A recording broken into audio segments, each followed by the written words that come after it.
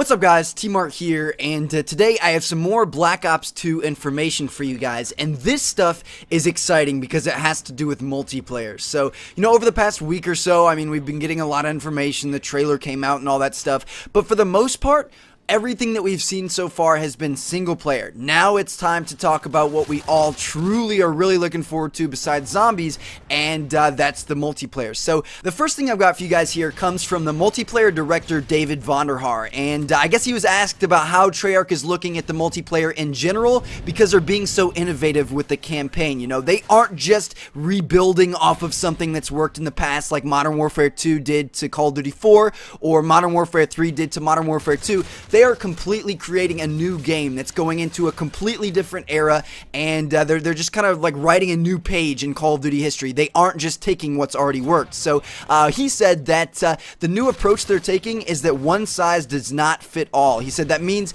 that there's no one way to play Call of Duty, so they're pulling back all the features like create a class, kill streaks, and other multiplayer things and re-examining them and challenging their assumptions of what cows are sacred. So basically, they're looking at this Call of Duty with a clean slate. We don't know how the kill streaks are going to work. We don't know how create a class is going to be, but it's going to be different. That's all we know, and that's exciting. They're going to really mix this game up, just like they have with the campaign, just like going into the future. Nothing is going to be exactly the same, and I think we're going to really be surprised by it, and it's exciting because we've been asking for change for like 4 or 5 years now, and we're finally getting it, and let's just hope that we like it and don't complain too much, because that's all the Call of Duty community seems to do. But yeah, basically, it just means keep an open mind because, the things that we seem to know as stable, like the created class system, we may have 5 perks, or perks may be taken out and there may be some new type of thing, or, it doesn't matter. It's going to be something crazy,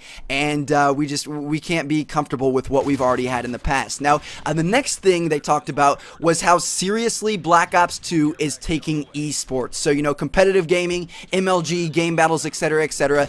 Up until this point, there hasn't really been a lot of support for those. Now, Black Ops was the most supported competitive game on the circuit. Treyarch really did a good job with giving that community what they needed, and then Modern Warfare 3 came along and they did absolutely nothing and wouldn't even add in a countdown timer for LAN private matches. So it looks like they're building this game from the ground up with competitive gaming in mind, which is exciting, which means they're probably going to have a bunch of features like it lists right there. It'll have cool spectating options that'll make spectating more fun.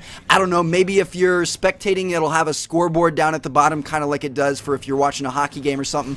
I'm not sure, but I think it's cool that they're taking the competitive community so seriously because it's going to help grow COD and grow this series and make it an even better game than we ever could have had before. And then plus, it'll probably add like new playlists and new play styles and things that, like the competitive playlist in Black Ops. So that's exciting. Now, moving on, the last thing for multiplayer details that we have is that they were talking about the graphics. Now, I'll read this right here. Online director Dan Birding took us through a tech demo of the upgraded graphics. While lighting upgrades in tech aren't usually the most interesting topics, what they were showing looked great. As they put it, they are aiming for PC quality graphics running at 60 FPS on a console. The illusion was quite convincing. That is insane, guys. The graphics are going to be upgraded. Everybody always complains, oh, Call of Duty looks so bad. I don't even think it looks that bad, but according to Kotaku and whoever wrote this article, the graphics did look similar to PC when they were played on console. So that's pretty good. I can't wait to see more of the actual gameplay footage rather than the trailers and things we've seen.